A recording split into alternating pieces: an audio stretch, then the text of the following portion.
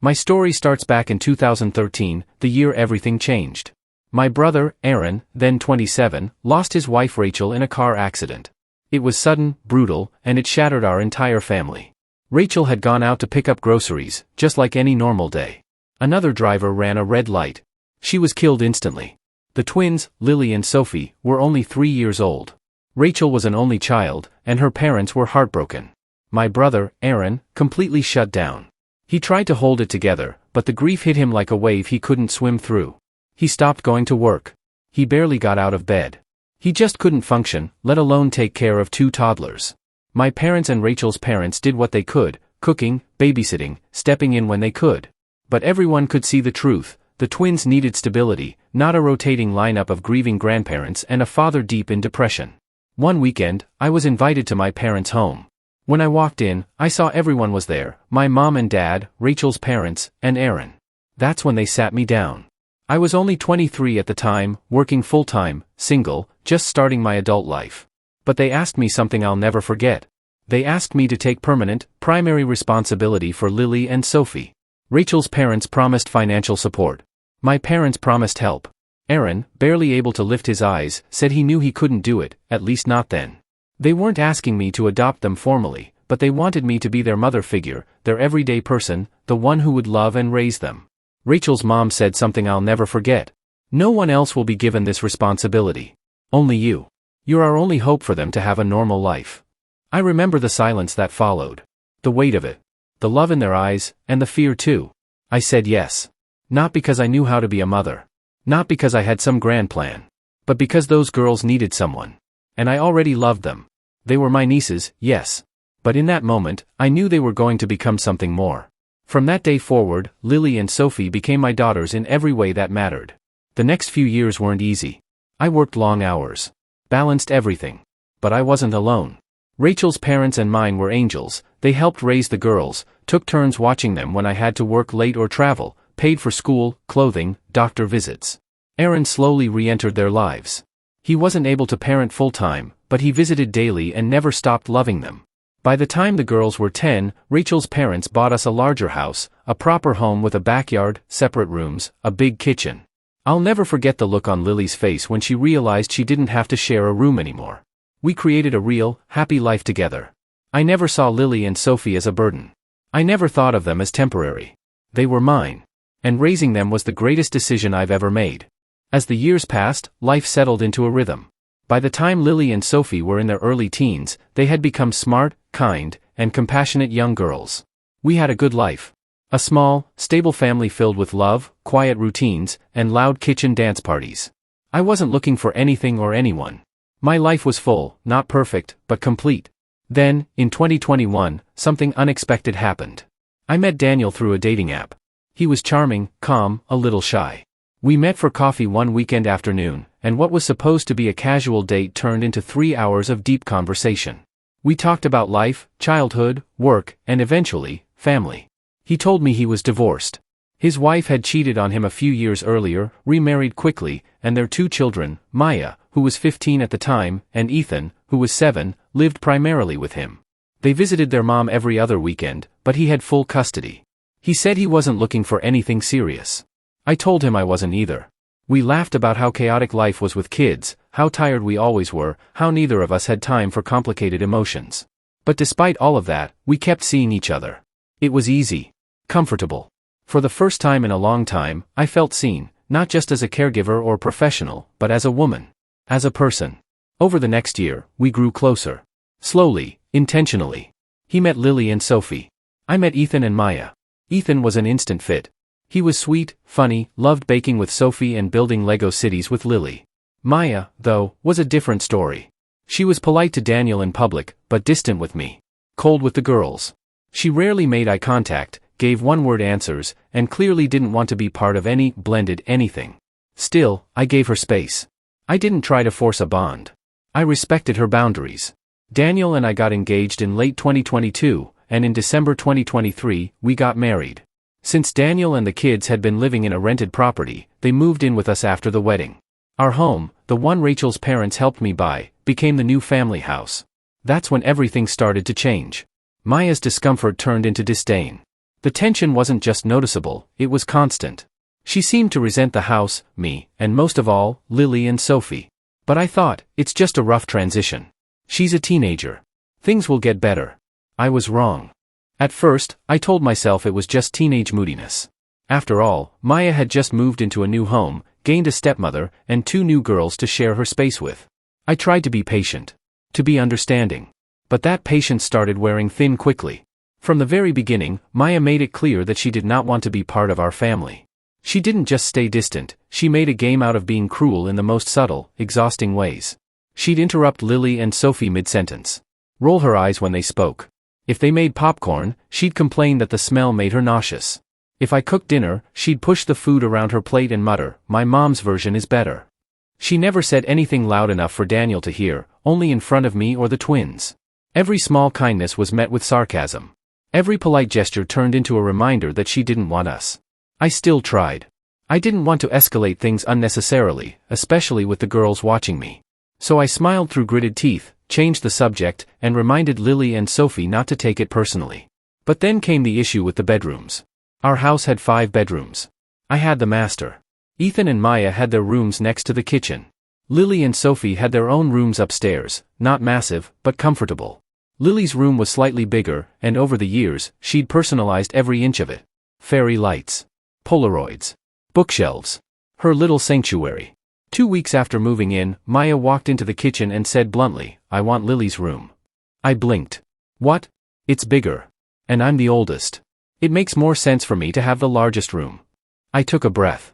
Maya, that's not how this works. Lily's had that room since she was 10. It's hers. She narrowed her eyes. You're just playing favorites. No, I said calmly, I'm respecting the space that already existed before you moved in. She huffed and left. Later that night, she sulked through dinner, refused to speak, and made snide remarks under her breath. Daniel noticed her mood, but not the cause. When I told him what happened, he shrugged. She's just adjusting. Don't be too hard on her. And then came Twins' 14th birthday. Sophie had been so excited. We'd planned a quiet dinner at home with cake, decorations, and a few close friends. She baked her own cookies. Lily made a handmade card. Ethan helped me blow up balloons. During the celebration, Sophie handed Maya a slice of cake with a smile and said, "I saved you the corner with the most frosting." Maya barely looked at her. Took the plate. Then, loud enough for everyone to hear, muttered, "Wow, what are we? 5 years old?" Sophie's face fell. Lily stepped forward and said, "You didn't have to say that." Maya smirked. "I'm just being honest." I watched the happiness drain from Sophie's eyes. She didn't even finish her slice. Later that night, I found her in her room tearing down the decorations she'd put up herself. That was it for me. I walked into the living room where Daniel was watching TV and turned it off. "We need to talk," I said firmly. He looked up. "What's wrong?" "I'm done watching your daughter bully mine. If you can't discipline Maya, if you can't set boundaries, then this marriage won't last. I love you. But I will never let anyone make Lily or Sophie feel small in their own home. Not even your child." He looked shocked, then defensive. "She's struggling. We're all struggling, Daniel. But that doesn't excuse cruelty." I didn't raise my voice. I didn't cry. I simply told him the truth. If you won't protect my girls, then I will. Even if it means walking away. To his credit, Daniel took what I said seriously. The next morning, I could hear them talking, well, arguing, in the hallway. I stayed in the kitchen with Ethan and tried not to listen, but their voices eventually got louder. "I'm not being mean." Maya snapped. "You humiliated Sophie on her birthday," Daniel said firmly. "This isn't about you not liking someone. It's about respect. You don't get to treat people like crap because you're uncomfortable. She's not even your stepdaughter." Maya shouted. "Why do you care so much?" "She's part of this family," Daniel replied. "And so is Lily. This is their home." I heard a loud thud, probably her bag hitting the wall. Then footsteps, fast and angry. Maya stormed down the stairs and into the living room, her eyes burning. She looked at me like I'd personally destroyed her world. "I hope you're happy." "I'm not," I said calmly. "But I'm not sorry for protecting them. You've hated me since day one." "No," I replied. "I hoped you'd want to be part of this family. But I'm done begging you to try." She scoffed, slung her backpack over her shoulder, and looked over at Daniel. "I'm going to Mom's. Don't expect me to come back." Then she turned and walked out. Daniel stood frozen in the hallway for a moment, his face pale and tense. I didn't say anything. I didn't try to stop her. I didn't ask him how he felt. Because the truth is, I had already felt this storm building for months. And now that it had finally broken, all I felt was relief. Relief that the twins could breathe again. That we could sit at the dinner table without being mocked. That Sophie could have one birthday without being emotionally wrecked. Daniel didn't speak for the rest of the day. He barely looked at me. That night, he sat on the edge of the bed and quietly said, "I just don't know how we got here." "I do," I replied. "We got here because I kept giving Maya chances while she kept hurting people I love." He nodded, eyes full of conflict. "She's still my daughter. And Lily and Sophie are mine," I said. "So where do we go from here depends on whether or not we can both protect our kids without destroying each other." He didn't answer. A few weeks later, Maya returned. She didn't offer an apology, but her behavior was better. Polite. Distant, but respectful. She kept to herself mostly. The twins were cautious, and I told them privately to maintain some distance. I wasn't trying to turn them into enemies, but I had learned my lesson. No amount of forced blending would change the fact that Maya didn't see them as sisters. For a while, things were calm. Yes, Maya made occasional passive-aggressive comments, especially toward me. Sometimes it was my cooking. Sometimes it was how weird our household rules were. Once she even joked, "I guess some moms just pick their favorite kids." I let it go. I didn't want to stir things up again. I reminded myself, as long as the twins were okay, I was okay. Then came the college applications. Maya had applied to several universities, and to her credit, she had worked hard. She was accepted into 2, and the one she chose was an elite private college, one of the most expensive in the state. Daniel was proud. I was proud too. Whatever our differences, I never wanted to see Maya fail. But the reality hit quickly. Daniel didn't have that kind of money.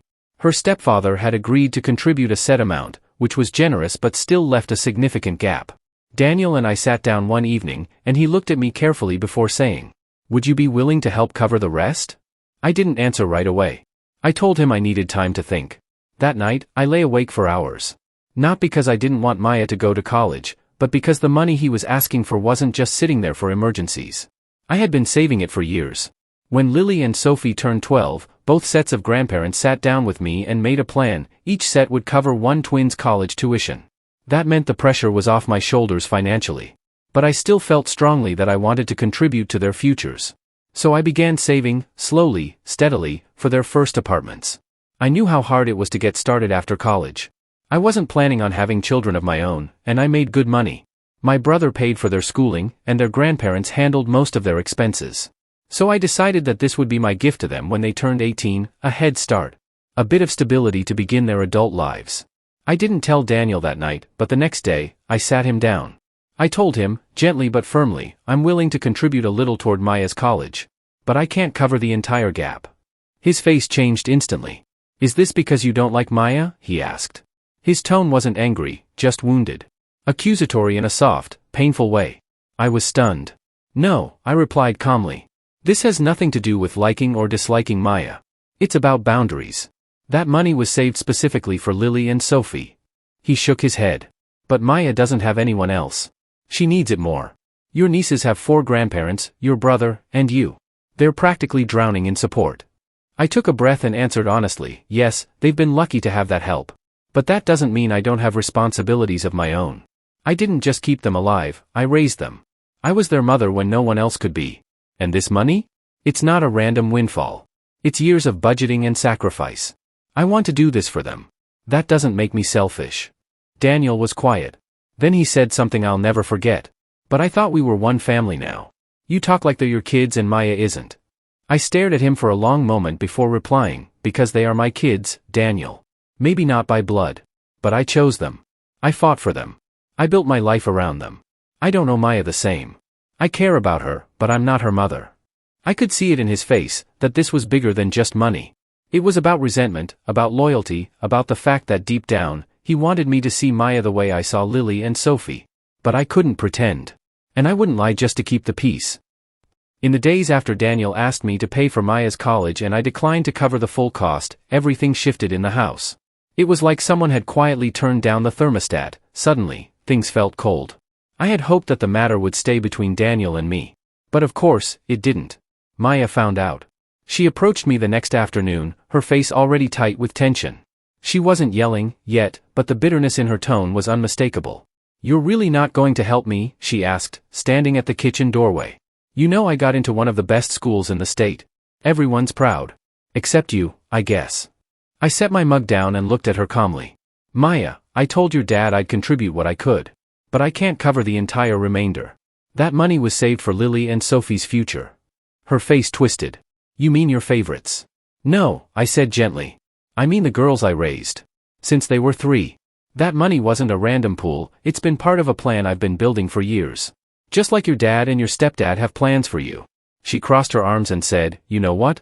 You never wanted me here. You've been waiting for a reason to cut me out. And now you've got one." She stormed out of the room before I could say anything more. I hoped, maybe foolishly, that would be the end of it. That she'd cool off and come around. But later that night, she tried again, this time, with tears. She came into the living room while I was folding laundry and sat on the armrest. "I know we haven't been close," she said, her voice trembling, "but I really thought you'd help me with this. I thought you cared." It was manipulation, and I knew it. But I also saw the scared girl under it all. "Maya," I said gently, "I do care. But I also care about being fair. About keeping promises I made to 2 little girls who lost their mom and needed someone to build a future for them. I have to stick to that." Her eyes turned cold instantly. "So I guess I'll always be second best to them." Before I could answer, she stood and left again. And then it got worse. The next morning, I got a call from a number I didn't recognize. I answered, and a woman introduced herself. It was Maya's mother. We'd only spoken briefly at school events or drop-offs, and always kept things civil. But this time, there was a clear agenda in her voice. "Look," she said sweetly, "I heard about the college situation. I know it's a big ask, but Maya's worked really hard for this. She deserves this chance. If you have the money, don't you think it's only right to help?" I was polite but firm. "I've already agreed to contribute what I can. But I can't and won't use the money I've saved for my niece's future. That money is already spoken for." The switch in her tone was instant. "Oh please. Let's stop pretending this is about plans. You've never liked Maya. You've treated her like a guest in her own father's house." "I've tried to give her space and respect," I replied carefully. "But that doesn't mean I can give her what I don't have to give." She snapped. "You know what I think? I think you're just jealous. Jealous that Maya's going places. That she's going to be better than your little nieces. You don't want her to succeed." I was stunned. Not even angry, just disappointed. "I'm done with this conversation," I said, and hung up. But that wasn't the end. That was just the beginning of the real fallout. Maya shut down completely. She wouldn't speak to me. She stopped acknowledging Lily and Sophie entirely, like they were invisible. She would leave the room if they entered, refuse to sit at the same dinner table, and make passive-aggressive jabs loud enough for them to hear. And then one night, after another silent dinner, she dropped the bomb in front of Daniel and Ethan. "You never loved me," she said, looking directly at me. "You just pretend. You care more about their feelings than mine. You always have." I had been quiet long enough. But this time, I didn't hold back. "You're right," I said softly. The room went silent. I looked at her, steady. "I do care more about Lily and Sophie's feelings, because they are my responsibility. I raised them. I sacrificed for them. I built my life around them. You were never mine to begin with. You have a mother. 2 parents. You have options. I'm not the villain for honoring the promises I made to the children I chose to raise." Her face crumbled. Later that night, she packed her things and moved back in with her mom. Since then, the house has been quieter. Daniel has been distant. Not cruel. Not angry. Just distant. He still sleeps beside me, still makes coffee in the morning. But something has shifted. He avoids eye contact when we talk about money or the kids. There's a stiffness in him that wasn't there before. I think he's still grieving the picture of one big blended family that he desperately wanted to believe could work. But the reality is, we were never truly blended. We were layered, at best. And while I won't apologize for putting my nieces first, I know Daniel is struggling with that truth. The one light in all of this is Ethan. At 11, he's more emotionally aware than many adults. He still lives with us and has a beautiful relationship with Lily and Sophie.